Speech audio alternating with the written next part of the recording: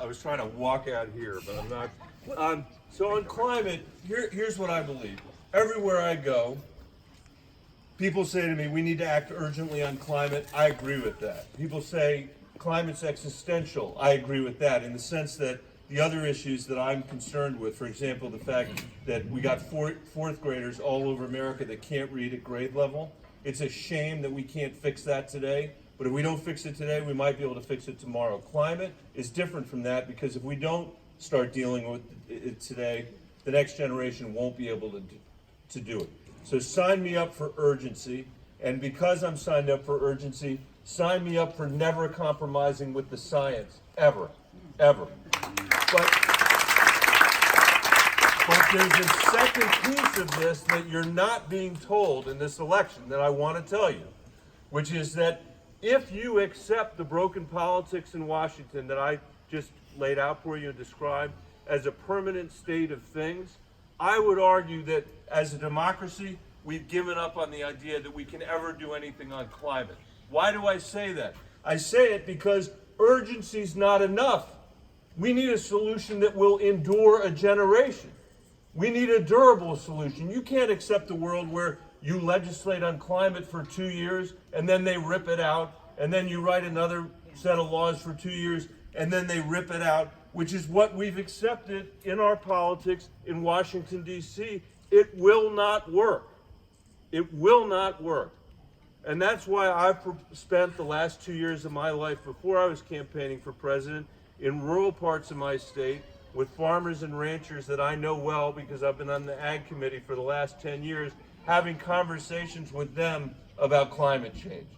They have been repelled by the national conversation on climate, but they know that they're not going to be able to give their farms and ranches to their kids and grandkids if we don't deal with climate. They know it. And it's the reason why my climate plan, in addition to having things that the other folks have, like a massive commitment to investment in clean energy, a massive commitment to reducing emissions of our built environment by 50% by 2030, in transportation by 50%, and meeting the science requirements for no net carbon by 2050. That's all in there.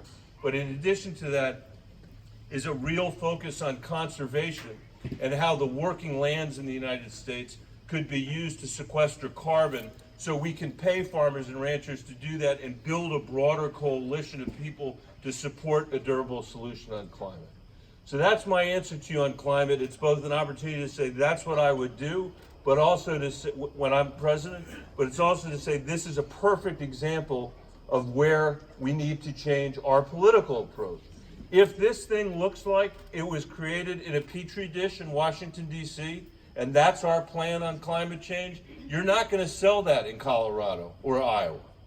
And again, as I said earlier, I'm not here preaching compromise with the science. What I'm preaching is never compromising with the science, but having a strong enough set of policy proposals that we will never again lose an election to a climate denier for the White House. Donald Trump should be the last climate denier in the White House. It should be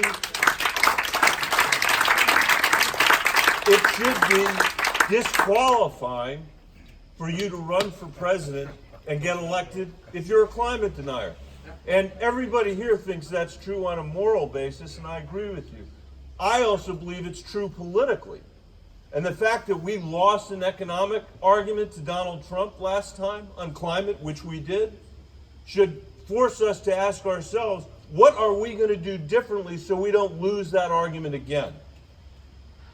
And if you nominate me for the Democratic nominee, I guarantee you this, you will not lose the economic argument on climate because I make it every single day in Colorado. It is obvious that we're better off dealing with climate from the point of view of our economy than ignoring climate from the point of view of our economy. But notwithstanding how obvious that is, Hillary Clinton lost that argument to Donald Trump. We can't do that again.